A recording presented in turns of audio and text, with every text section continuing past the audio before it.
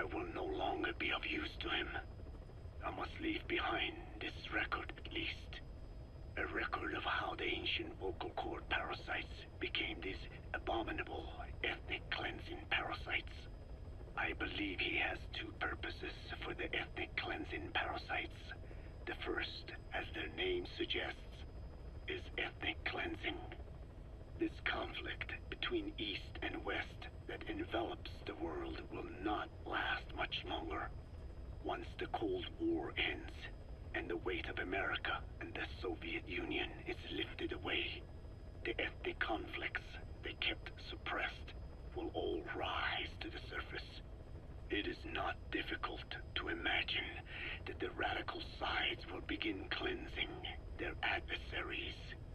What if an ethnic cleansing parasite matching the language of the aggressors were to be unleashed?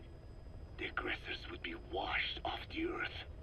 At the very least, the idea that retaliation could eradicate your people would prove a powerful deterrent. The second purpose is the Englishization of the world. To cipher the organization, this is probably their main use. Man thinks in words, or rather, words are man's very means of thinking. If you erase a word representing some concept, the concept itself disappears from the world. Nishone means beautiful in Navajo, but the image that comes to mind when we say Nishone differs from the Blagana's beautiful. An azure sky, a rolling landscape, lush greenery.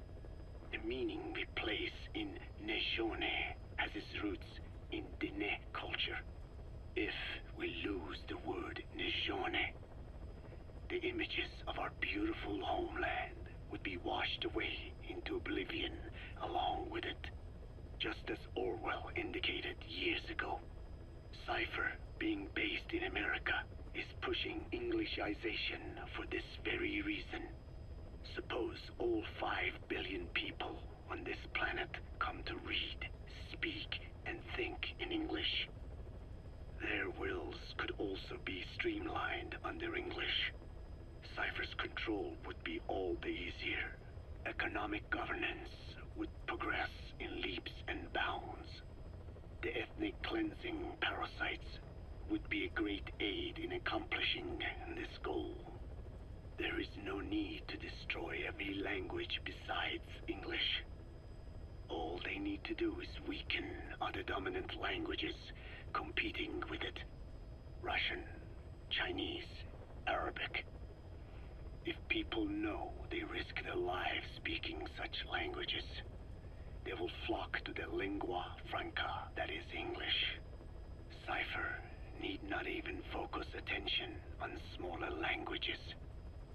After all, they are already being eaten away by English. Business, education, film, commodities. English has permeated every area of global society. I can see this when I look at young Diné. Some of them have already lost their grasp of the Navajo language. It is said that over 2,000 languages of the world are facing extinction. This very moment, cultural concepts and forms of expression are disappearing forever. The spread of electronic networks gives greater meaning to Englishization. Networks have no national borders. By basing them on a single language, they can penetrate deeper into and between people. That basic point of unity provides the ideal environment for someone who aims to control people's wills. But how does this differ from building the Tower of Babel? The ethnic cleansing parasites attempt to rob man of his words. Such irony. It was the vocal cord parasites that gave words to him in the first place. Ancient man had no language. Unable to produce complex sounds due to the structure of the throat, he could communicate only through simple vocalizations and gestures. Then the vocal cord parasites infected his larynx. Man's transition to walking upright did not gift him solely with intelligence, but also with his voice. At the time, the vocal cord parasites never harmed man. They merely took a small measure of nourishment. In fact, you could call it a symbiotic relationship. Some animal species use particular vocalization patterns to attract a female and reproduce. Songbirds, certain insects, and also the vocal cord parasites. The difference is that the parasites themselves did not produce sounds. Rather, they had their hosts, man, do it for them. Once secure on the human host vocal cords, a male vocal cord parasite caused the host to produce a certain sound pattern, something like a warble of a bird. Meanwhile, females parasitizing other host pharynxes need only wait. Upon hearing the sound pattern of an attractive mate, they would manipulate their hosts into making contact with the person it came from. The female traveled through his host's saliva to the other host's vocal cords, where the male was waiting and the pair copulated. We can only imagine how the female manipulated his host, but it was probably through smell. Smells traveled directly to the limbic system via the olfactory cilia in the nasal cavity. Volatile compounds released by the female would stimulate the limbic system, which controls instincts, making the host feel amorous. This kind of sexual selection naturally led to competition between the male parasites. Males that had their hosts produce sounds perceived by females as more attractive succeeded in copulating and producing offspring. Evolutionary traits caused by sexual selection are curious. The peacock's feathers, the mannequin's dance, the firefly's luminescence pattern. Even with courtship behaviors that are not advantageous to survival, those individuals that excel in them produce offspring, and it escalates with each generation. The same was true of the vocal cord parasites. Courtship vocalization rhythms and intonations became more sophisticated, and in order for man to produce such sounds, they had to alter his vocal organs. By lowering the position of the larynx and developing resonating chambers, they enabled more complex pronunciations. But that was not all. The vocal cord parasites activated a transcription factor that would later control man's language ability. A protein that, due to its appearance, is called forkhead box protein P2, or FOXP2. Activating this transcription factor led to the development of brain function capable of creating sophisticated frequency changes.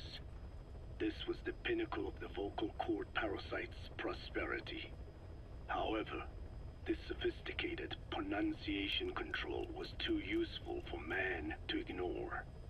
Once human sexual activity ceased to be only seasonal, and having lost pigment-based sexual characteristics, distinctive vocalizations became the most effective means for humans to attract mates as well. Combined with logic pathways hardwired into the brain, or universal grammar, it was not long before advanced communication was possible. This was the birth of language. Luckily for man, it was around this time that a particular retrovirus was circulating. While not lethal, it infected not only man, but the vocal cord parasites as well. It is presumed that this virus removed part of the parasite's DNA and reverse transcribed it into man's reproductive cells. It was a vector. Among the genes it transcribed were the ones responsible for the production of language. The vocal cord parasite's vocalization genes were written into the human genome. The parasites were no longer of any use to man now. Man could use his voice as he pleased, when he pleased, hindering the parasite's courtship vocalizations. Having lost their opportunity to reproduce, the parasites died out, leaving behind only the transcribed genes. The vocal cord parasites were once in symbiosis with man. Its genes even became a part of his. Humans and parasites are extremely close. As such, it will be extremely difficult for man's immune system to eliminate the vocal cord parasites. Even cutting them out will be no simple matter, which is exactly why these ethnic cleansing parasites are such a formidable weapon. The rise of the vocal cord parasites goes back approximately 300 million years to the Permian period. At that time, they were not even parasites, but predatory autotrophs. They are believed to have been the common ancestor to the Pentastomida and the Cyclops genus of copepods. However, Earth's environment underwent a violent change at the end of the Permian period. The cause is unclear, but evidence suggests that over 90% of the Earth's organisms at that time died out. The most pronounced threat to the protoparasites was the severe reduction in oxygen concentration. The result was cladogenesis, a splitting that gave birth to a new strain that could parasitize other organisms' respiratory apparatus. This survival tactic helped lower their oxygen consumption, and inhabiting the throat kept them securely in contact with inhaled air. The survivors were those that parasitized the reptiles that flourished at the time. Entering the Triassic period, the reptiles evolved into dinosaurs, and the protoparasites shared in their success. Dinosaurs developed respiratory organs called air sacs to adapt to the low oxygen environment. These in particular helped the protoparasites thrive. But another trial awaited them. The end of the Triassic period saw another drastic change in the Earth's environment. For most parasites, the male and female take the same host. Many are, in fact, hermaphrodites. Originally, the vocal cord parasites were as well. But for any strain to ride out a severe environmental change, it must secure a steady pool of genetic diversity. Another split. Now the newest strain procreated with mates found in other hosts. And in order to increase its encounters with those mates, the new strain utilized the voice of its host. They came to inhabit the host's vocal cords. This truly was the birth of the vocal cord parasite. The parasites developed the host's pharynx to form resonating chambers and used them to produce sophisticated mating calls. The relatively upright posture of the dinosaurs was important in this, because the crooked L-shaped pharynx was more suited to the development of resonating chambers. These developments ushered in a time of great prosperity for the parasites. But for the third time, the parasites had a major hurdle to overcome. The meteorite impact at the end of the Cretaceous period, which spelled the end of the dinosaurs. With their hosts extinct, the vocal cord parasites had no option but to find a new habitat. Birds. As genetic successors to the dinosaurs, with functioning air sac apparatus already in place, birds were the perfect choice. But the parasites could not survive in birds that flew at high altitudes with thinner air. So they parasitized ground-dwelling birds and altered their respiratory system for the sake of reproduction. They gave the birds the means to produce sophisticated sounds. The syrinx responsible for chirping. This is the proof that points to activation of FOXP2 in songbirds as well as humans. The Cenozoic era began with a rise in oxygen concentration, which helped mammals to evolve and increase in size. The parasites then shifted to humans as a more effective host. Humans' bipedal upright walking meant that our throats could support larger resonating chambers. At first, vocal cord parasites entered humans using birds as their intermediate host. But eventually they changed to conducting their entire life cycle within human hosts. What happened next is as I have already described. People took the vocalizing prowess given them by the parasites and made it language, and once the parasites could no longer use it as their mating call, they died out. Or in other words, the parasites overcame all evolutionary hurdles except humanity. Skullface shared his opinion on this matter. He said the Ethnic Cleansers Project was sure to succeed. After all, the parasites had a grudge against us humans. To think we awoke them after such a long slumber, just so they could sate their thirst for vengeance. It is terrible, unforgivable, and yet, it is what I have done. I learned of the vocal cord parasite's existence in literature belonging to the Foundation. It was little more than a theory. The question was, why does only Homo sapiens among all primates have highly developed language? Human versus everything else. The missing link between these was the mystery that gave rise to this theory. I was fascinated by the idea of their existence. In the Dene creation myth, the Neo Dene, who first inhabited the world, were insect-like creatures. I came to imagine that those insect-like creatures could be humans living in symbiosis with the vocal cord parasites. But I had not the faintest idea of how I could resurrect them. That is when Skullface came to me. What he offered me was not just assistance with my metallic archaea research. He told me the vocal cord parasites really existed. And not only did they exist, they had already been brought back to life in the modern age. An ancient human cadaver, host to the parasites of the time.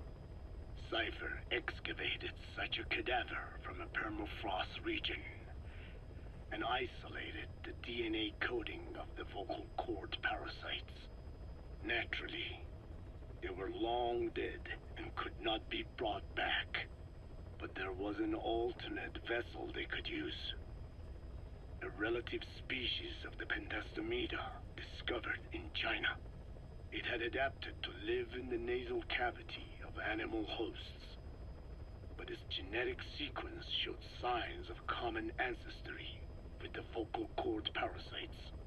Ontogenesis, a path of an organism to maturity, is like a roadmap of the phylogenetic evolution of the entire strain.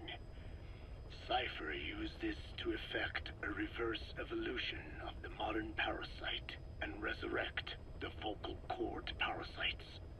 They interposed a developmental mechanism to the ontogenetic stage analogous to when the relative species first appeared, the point at which it split from the vocal cord parasites, forcing its evolution down the other path, the vocal cord parasite path. The larvae this produced were the vocal cord parasites, reborn. I do not know in detail how Cypher accomplished this, but clearly they have access to high-level genetic technologies.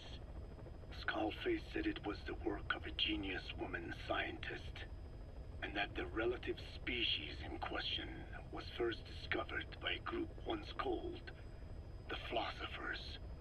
I was tasked with modifying the resurrected parasites. He charged me with two demands. First, to add lethality to these organisms that had once lived in peace with man, by unleashing the larvae's latent desire to consume nutrients from the host's lung tissue, making them eat and eat until the lungs were destroyed. Second, to have both male and female inhabit the same host and copulate then and there only when exposed to specific pronunciations continuously over an extended time. What he would do to the Dene if I failed. I had no choice. Originally, the ultimate objective of the ethnic cleansing parasite project was the identification of not only languages, but of actual cultures. Language is deeply connected to ethnicity, but many languages are employed by multiple ethnic groups, and confrontation between those ethnic groups is by no means rare. If the cleanser parasites were to be a deterrent against ethnic conflict, they had to distinguish between groups using means other than pure language. The original plan called for this to be achieved by differences in the transmission vector. Each ethnic group has different lifestyle customs and eating habits. For instance, parasites living in shallow water and taken in through the skin could be used to target rice farming groups, or parasites using cows as their intermediate host would be ineffective against cultures that abstain from eating beef.